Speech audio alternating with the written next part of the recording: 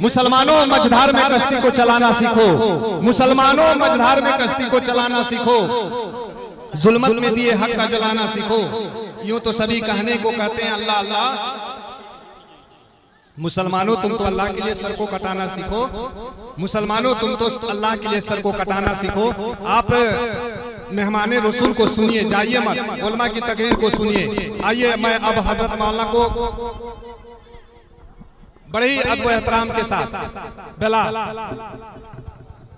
मैं बड़े ही अदब एहतराम के साथ हजरत मौलाना मोहम्मद मुश्ताक अहमद साहब मिफ्ताही मरकजी मिंबर जमीयत उलमाए नेपाल से दरखास्त करता हूं कि शहंशाहे बलागत चले आइए, ताजदारे फसाहत चले आइए, लेकिन गुलजार तैयबा के गुल की महक मुश्क बार खितावत चले आइए। हजरत मौलाना माई पर तशरीफ लाए और हम सबों को अपनी बयान हसना से मुस्तफीज व मुस्तनीर फरमाए।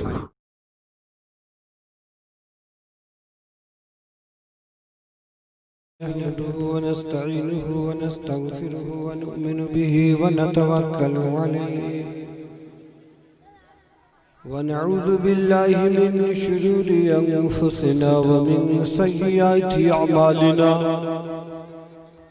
من يهده الله فلا مضل له ومن يضلله فلا هادي له ونشهد أن لا إله إلا الله وحده لا شريك له ونشهد أن محمدا عبده ورسوله أما بعد فقد قال الله تعالى في القرآن المجيد والفرقان الحميد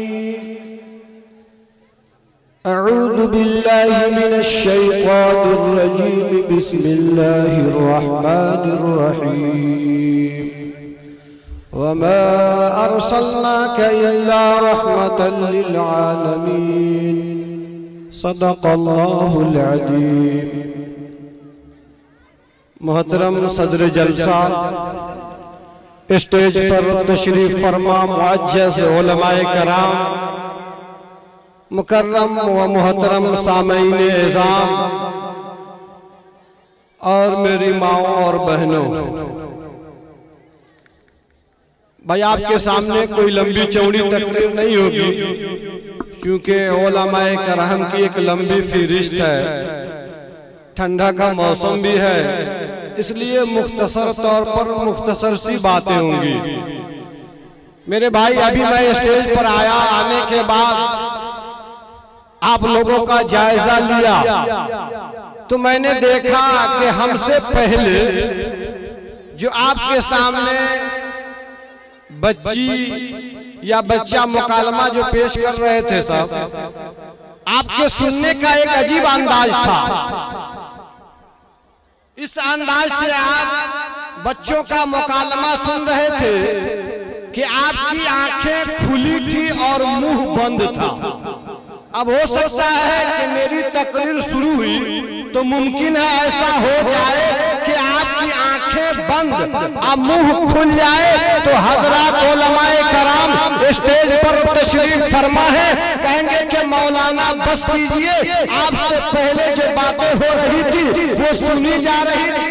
ये मौलाना आपकी तकरीर सुनी नहीं बल्कि खाई जा रही है। मैं आपसे गुजारिश करूंगा कि चंद ही मिनट सही मेरी भी तकरीर सुनने की कोशिश कीजिएगा, खाने की कोशिश मत कीजिएगा।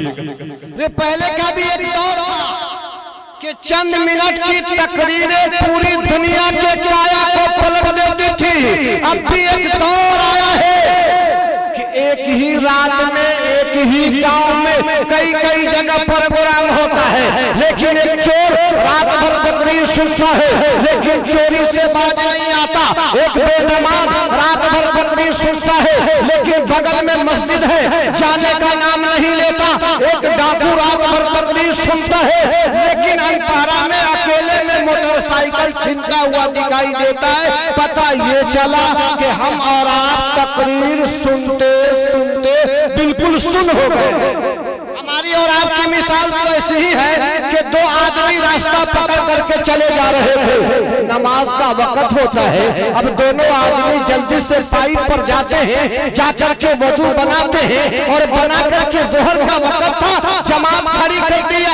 अब इत्तेफाक से तीसरे कदर हो रहा था। उसने देखा कि भाई जोहर का वक्त है, ये लोग नमाज पढ़ रहे हैं। अब वो भी पाइप पर गया, जाकर के जल्दी से वुजू करता है और वुजू करके नमाज में शामिल हो जाता है। जब नियत बांध कर खड़ा हुआ तो उसके दिल में ये ख्याल ये बात आई कि पता ना इमाम साहब कितनी रकात पढ़ाए हैं। अब बेचारा नियत बांधा है, अब बांधे बांधे केहुली से हुआ के पूछता है, अरे मेरे भाई नमाज में कितनी रकातें हुई है? तो बगल वालों ने कहा कि चुपिया, नमाज में बोला नहीं जाता। ये पूछता है कि नमाज में कितनी रकातें हुई है? बगल वाला कहता कि चुप चुप यार, नमाज में बोला नहीं जाता। तो इमाम साहब कहते हैं, अरे इसीलिए तो मैं बोल रही रहा। देखा आपने तीनों ने बातें की। ठीक वही मिसाल हमारी और आपकी हो जाए तो बड़ा मसला गड़बड़ हो जाएगा। अगर मैं आपके सामने रात भर हुजूर पाक सल्लल्लाहु तआला अलैहि वसल्लम की सीरत को खोल खोल करके बयान करूं, अगर आपने ये तहैया कर लिया हो कि मौलाना साहब हम तो वही रहेंगे जहाँ पहले रहते थे, यानी पंच की बतिया मानते हैं, ये खुटवा वही रहेगा जहाँ पहले से था, तो दोस्तों कामयाबी नहीं मिलेगी। आज आपको ये तय करना होगा कि जो कुछ आपके सामने उलमाए कराम अल्लाह उसके रसूल की बातों को बताएंगे, अगर वो बातें हक होगी, अगर वो बातें सच होगी, कुरान और हदीस के मुताबिक होगी, तो हम उसके ऊपर अमल भी करेंगे और अपने दोस्तों को अमल की दावत भी देंगे। अगर ये नजरिया रहा तो इंशाअल्लाह हम सब लोग कामयाब हो जाएंगे। मेरे दोस्तों और बुजुर्गों, बात लंबी नहीं करूंगा, नहीं तो मसला गड़बड़ हो जाएगा। हमारी माँ बहनों की तादाद ज्यादा है, जरा मैं अपने माँ बहनों के बारे में बताऊं। मेरी माँ बहनों सुनो सुनो सुनो, पहले तेरे नबी के आने से पहले तेरी कोई इज्जत नहीं थी, कोई तेरा मकाम नहीं था, कोई वैल्यूएशन नहीं था। नबी के आने के बाद अगर इज्जत मिली है तो नबी के आने के बाद मेरी माओ को इज्जत मिली, मेरे बहनों को इज्जत मिली, मेरी बेटियों को इज्जत मिली। कब मिली? नबी साहब आए तब मिली। नबी साहब के आने से कबल लोग क्या करते थे? अपनी बेटियों को जिंदा जमीन में गाड़ देते थे। क्या करते थे? अगर घर में बच्ची पैदा हो जाती थी तो शर्म की वजह से लोगों के अंदर मैं कैसे बातें करूंगा, मेरा चेहरा तो काला हो जाएगा, इस डर की वजह से लोग अपनी बच्चियों को जिंदा जमीन में गाड़ दिया करते थे। जरा सा मैं एक वाकया बताऊं, लंबी बात ना करके। नबी के आने से पहले का वाकया है, जब मेरे नबी तशरीफ लाए, आका बैठे हैं, आपके बगल में एक सहाबी तशरीफ फरमा है। थोड़ा सा वक्त गुजरता है, उधर से एक बच्ची चली आती है, छोटी सी बच्ची है। अब वो सहाबी उस बच्ची को कभी गले से लगाते हैं, कभी एक किनारे बैठाते तो कभी दूसरा किनारा बैठाते हैं। सहाबी ने जब बच्ची को बैठाना शुरू किया, नबी देख रहे हैं। नबी ने पूछा, ए मेरे यार बात क्या है, ए मेरे सहाबी मामला क्या है, ए मेरे सहाबी वजह क्या है कि इस बच्ची से इस कदर प्यार और मोहब्बत कर रहे हो? सहाबी ने कहा, ए मेरे आका, ए मेरे आका, ये मेरी बेटी नहीं है, ए मेरे आका ये मेरी भतीजी है, ए मेरे आका ये मेरे भाई की बेटी है, लेकिन आपके आने के बाद ये मेरी भाई की बेटी मेरी जान से ज्यादा प्यारी हो गई। ए मेरे आका, आपके आने से कबल मैंने इतना बड़ा जुल्म किया है, इतना बड़ा पाप किया है, इतना बड़ा अमल किया है, इतना बड़ा पाप किया है। ए आका मैं बता रहा हूँ, अब बताइए मेरे साथ क्या मुआमला किया जाए। अब साहबी वाकया बता रहे हैं, नबी के आने से पहले की बात बता रहे हैं। हे नबी साहब, आप नहीं आए थे, देखिए ना मैंने कितना बड़ा पाप किया है। हे सहाय अल्लाह के नबी, एक मर्तबा मैं सफर पे निकला, मेरे घर में बच्ची पैदा हुई। ये उस वक्त की बात है, ज़माना जाहिलियत की बात बता रहा हूँ, ये नबी के आने से पहले की बात बता रहा हूँ। अब वो सहाबी कहते हैं, हे मेरे आका आप नहीं आए थे, मेरे घर में बच्ची पैदा हुई, मैं सफर पे निकला हुआ था। कुछ दिनों के बाद जब मैं वापस घर लौट करके आया, जब मैं घर लौट के आया ना, तब मेरे घर से एक बच्ची निकलती है, बड़ी खूबसूरत थी, तोतली सी आवाज थी, बिल्कुल आवाज में मिठास थी। मैंने उस बेटी को देखा, देखकर तड़प गया, काश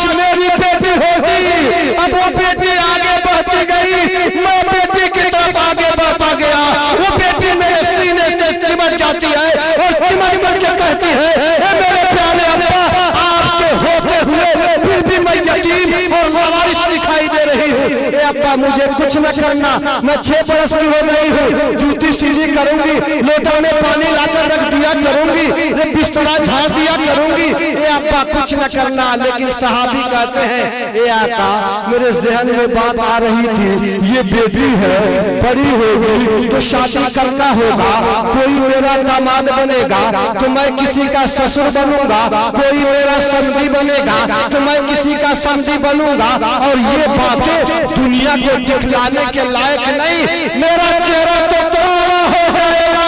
अब वो सहाबी सोचने लगे और कुछ दिनों तक अपनी बच्ची को अपने साथ खिलाते पिलाते। कुछ दिनों के बाद वो सहाबी हाथ में कुदाल लेते हैं, एक हाथ में रस्सा लेते हैं, लेके घर से निकलना चाहते हैं। जो ही घर से निकलना चाहे, बेटी देख रही है कि मेरा बाप जंगल जा रहा है, लकड़ियां काट करके लाएगा, मेरे बाप को बड़ी परेशानी होगी। बेटी कहती है कि अब्बा आप तन्हा काहे जाएंगे, मुझे भी ले चलिए, ताकि जो लकड़ियां आप काटेंगे कुछ मैं ले लूंगी, कुछ आप ले लेंगे। अब्बा आपको ज्यादा परेशानी नहीं होगी। लड़की वफादारी में है तो बाप गद्दारी में लगा हुआ है, लड़की वफादारी कर रही है तो बाप गद्दारी में लगा हुआ है। सहाबी आका कह रहे हैं ए आका मैंने अपनी बेटी को लिया, लेकर के चल दिया, चलते चलाते चलते जंगल में पहुंचा, ऐसी जगह पहुंचा जहां मुझे कोई नहीं देख रहा था। ए मेरे आका कोई नहीं देख रहा था।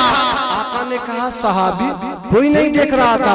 अब सहाबी थर थर कांपने लगे, आका जब मैं ईमान नहीं लाया था, आपके कलमे को नहीं पढ़ा था, मजहब इस्लाम के अंदर हमारा दाखिला नहीं हुआ था, ये आका मैं ये समझ रहा था कि जंगल में मुझे कोई नहीं देख रहा है, लेकिन ये आका जब आपके कलमे को पढ़ लिया, मजहब इस्लाम के अंदर हमारा दाखिला हो गया, अब तो परवरदिगार आलम हर जगह देखता है।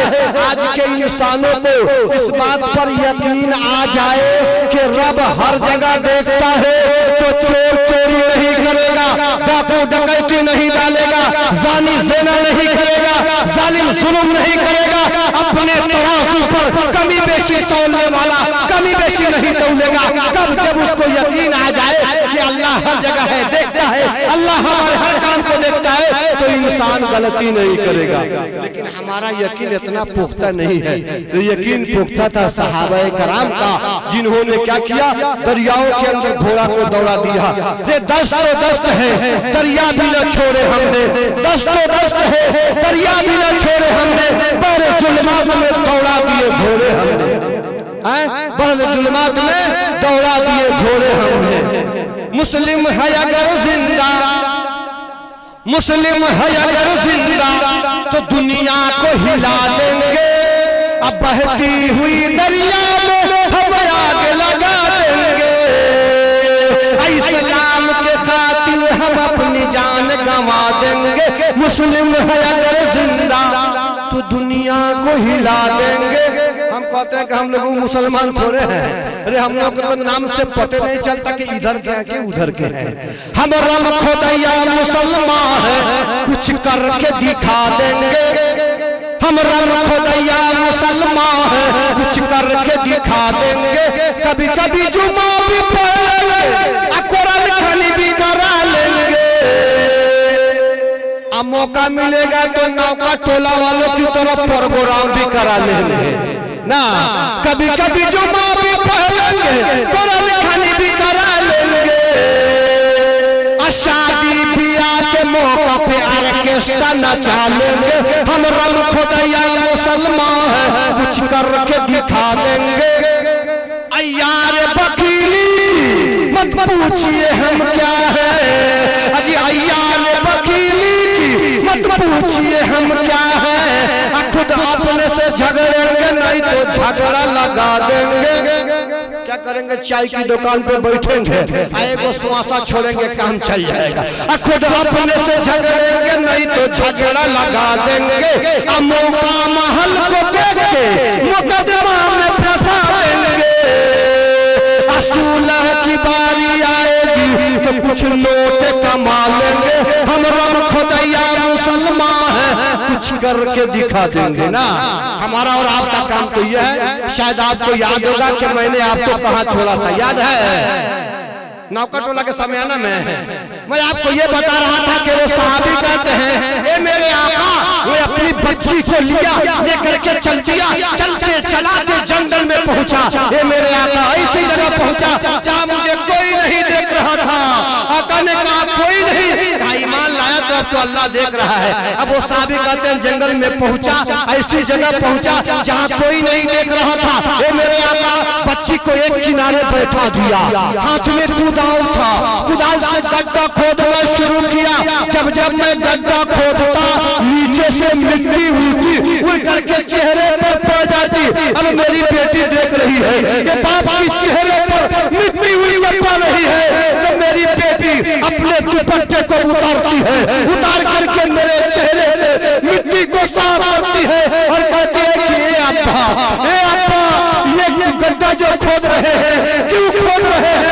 ए अब्बा आपको परेशानी हो रही है, आपको तकलीफ हो रही है, ए अब्बा ये गड्ढा क्यों खोद रहे हैं? ए लोगों, ये लड़की जो है ना, लड़कियां अपने माँ बाप से बड़ी मोहब्बत करती है। कसम खुदा की कहता हूँ कि लड़कों से ज्यादा लड़कियां अपने माँ बाप से मोहब्बत करती है। अगर किसी के पास 2 गो बेटा होगा, 4 गो बेटी होगी या 1 गो बेटा 1 गो बेटी, उसको पता होगा कि लड़की अब हमसे कैसी मोहब्बत करती है।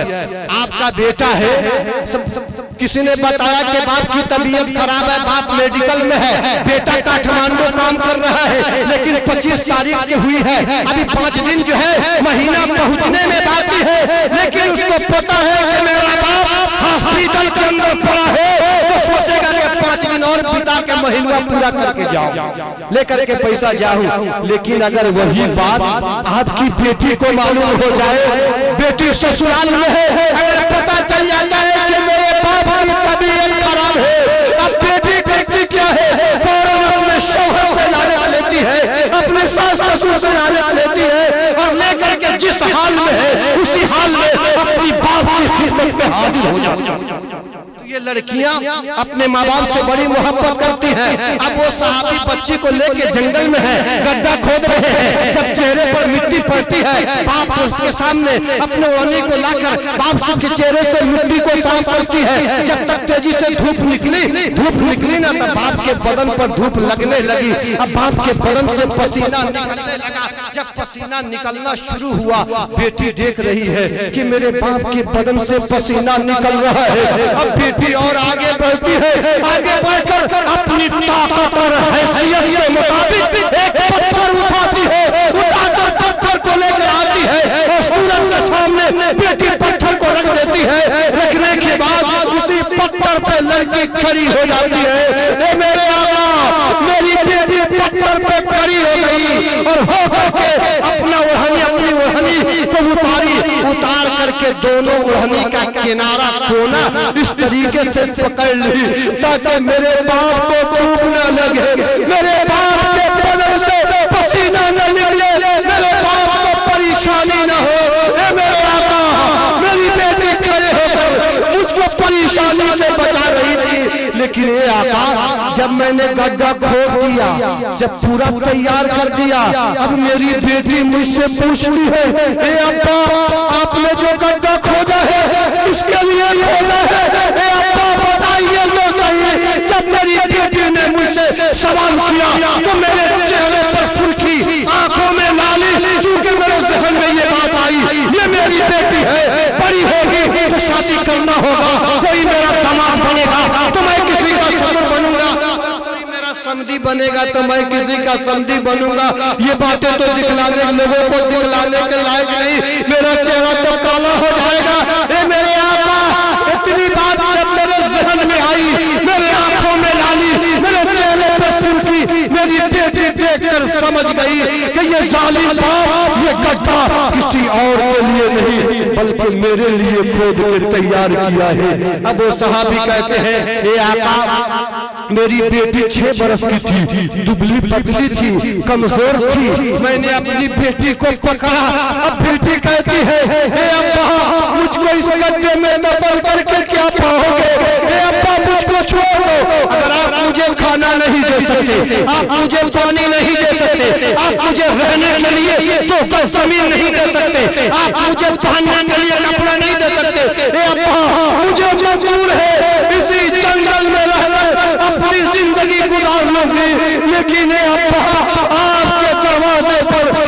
तशरीफ नहीं लाऊंगी। ए मेरे अब्बा, मुझको इस गड्ढे में दफन मत कर। वो साहबी कहते हैं मेरे आका, मेरे ज़हन में बात आती रही, ये बेटी है, बड़ी होगी, शादी करना होगा। अब मैंने आका बेटी को पकड़ करके गड्ढे में डाला, गड्ढे में डाला, मिट्टी डालना शुरू किया। मेरी बेटी कहती है या मेरे अब्बा, मेरे अब्बा, मेरे खून से अपने हाथ को मत रंगो। ए अब्बा ये क्या कर रहे हो? ए अब्बा मैंने क्या गलती की है? ए अब्बा मेरा क्या कसूर है? मुझे जिंदा जमीन में क्यों दफन कर रहे हो? लेकिन वो सहाबी कहते हैं ए आका, मैंने कुछ न सुना, अपनी बेटी के चीज को कुछ न सुना। मिट्टी के उस गड्ढे में क्या किया? बेटी को डाला, डालकर मिट्टी से अपनी बेटी को ढक लिया, मिट्टी के अंदर दफन कर दिया। दफन करने के बाद कुछ दूर तक गया, मेरी बेटी के कीचे मेरे कानों में टकरा रही थी। ए मेरे अब्बा, मुझको निकालो। ए मेरे अब्बा, मैंने क्या गलती की है, क्या कसूर किया है जिसकी वजह से तूने मुझे जिंदा जमीन में काट दिया? ए अब्बा निकालो, ए अब्बा निकालो। साहबी कहते हैं आका, अपनी बेटी की बातों को सुन करके कानों तक उसकी आवाज टकरा रही थी, लेकिन सुन करके मैं अनसुन बन करके चल दिया और अपनी बेटी को जिंदा जमीन में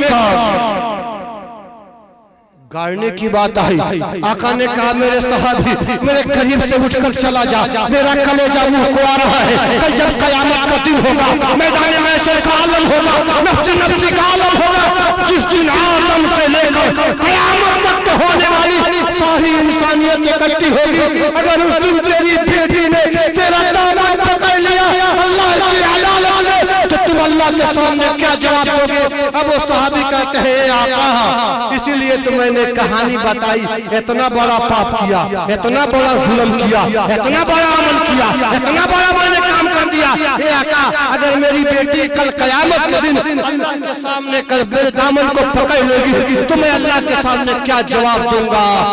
आका ने फरमाया ए मेरे सहाबी, ये मेरे कलमा की बरकत है। जो कोई मेरा कलमा पढ़ लेता उससे पहले उसने जितना भी गुनाह किया होगा, अल्लाह रब्बुल इज्जत उस गुनाह के बारे में सवाल नहीं किया करेगा। लिहाजा ए मेरे सहाबी, तुमने जो ये अमल किया है हालत कुफ्र में किया है, इस्लाम लाने से पहले किया है, जब तूने मेरा कलमा पढ़ लिया अब अल्लाह रब्बुल इज्जत तुमसे इसके बारे में सवाल नहीं करेगा। इन लोगों ये कब की बात है? ये नबी साहब के आने से पहले की बात है कि लोग अपनी बेटियों को जिंदा जमीन में गाड़ दिया करते थे। आज जहेज पर बच्चों ने नाच पढ़ा, बच्चियों ने नाच पढ़ा, यकीनन दिल को छू रहा था। लगता है कि वो तारीख फिर हमारे सामने लौट के आ गई। हमने जब जहेज का बढ़ावा दे दिया तो कुछ घराने में ऐसा भी है जिसके पास जहेज के सामान नहीं है, तो उसकी बेटियां अपने बदन पर पेट्रोल छिड़क करके आग लगा देती है और जल जाती है और जलते हुए मरती है। मैं तो जा रही हूँ, लेकिन आने वालों तुम अपने बारे में ख्याल करना। तो ये लड़कियां क्या है? ये लड़कियां जहन्नम में जाने का जरिया नहीं है, जन्नत में जाने का